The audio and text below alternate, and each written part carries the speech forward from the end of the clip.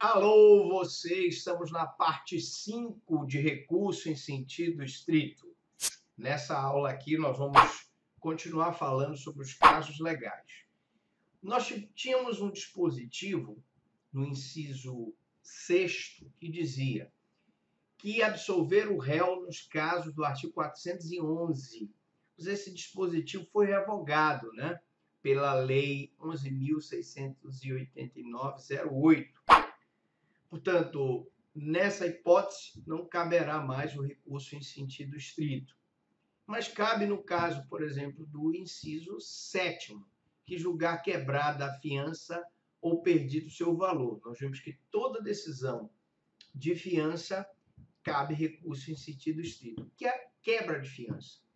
Ele, na verdade, pagou a garantia para responder o processo de liberdade e ele descumpriu as condições da fiança.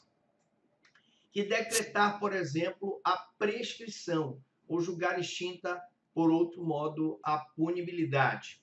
Então, a prescrição decorreu o período, por exemplo, de 3 anos para processar e julgar um crime de ameaça no âmbito de violência doméstica, ou de 8 anos para processar e julgar no âmbito de violência doméstica uma lesão contra a mulher.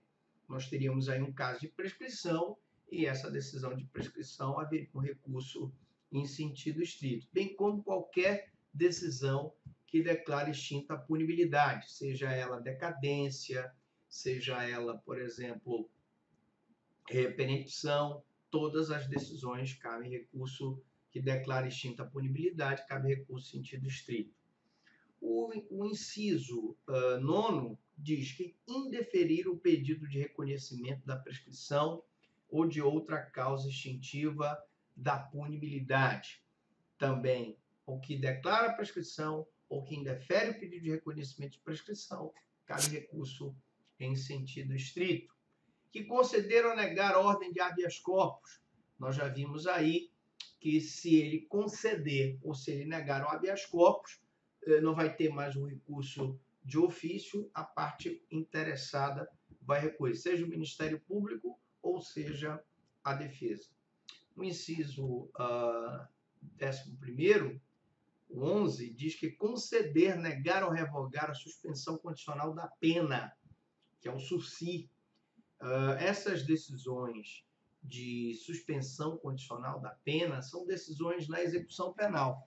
Nós vamos ver que as decisões na execução penal cabe agravo em execução. Mas, professor Franklin, se eu interpuser o recurso em sentido estrito, for dentro do prazo e tiver boa-fé, o juiz pode receber pelo princípio da fungibilidade? Sim, ele pode.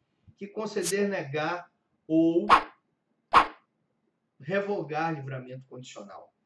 Então, meu livramento condicional é um incidente de execução e, como tal, se for um incidente de execução, perante o juiz da execução, caberá agravo em execução.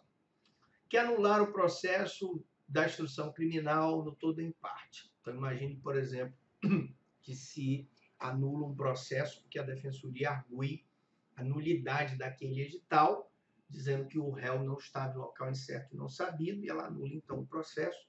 A partir do momento que ele foi citado, a parte posterior toda anula. E, nesse caso, nós teríamos aí um caso de nulidade do processo que geraria aí um recurso em sentido estrito. Ou que inclui jurado na lista geral, ou desta o exclui. Dessa decisão que inclui ou exclui no júri o jurado, cabe recurso em sentido estrito. Na próxima aula, que é a parte 6, nós vamos ver a parte do que denega apelação ou a julga deserta. Mas na parte 6, eu pergunto até aqui alguma dúvida, alguma pergunta?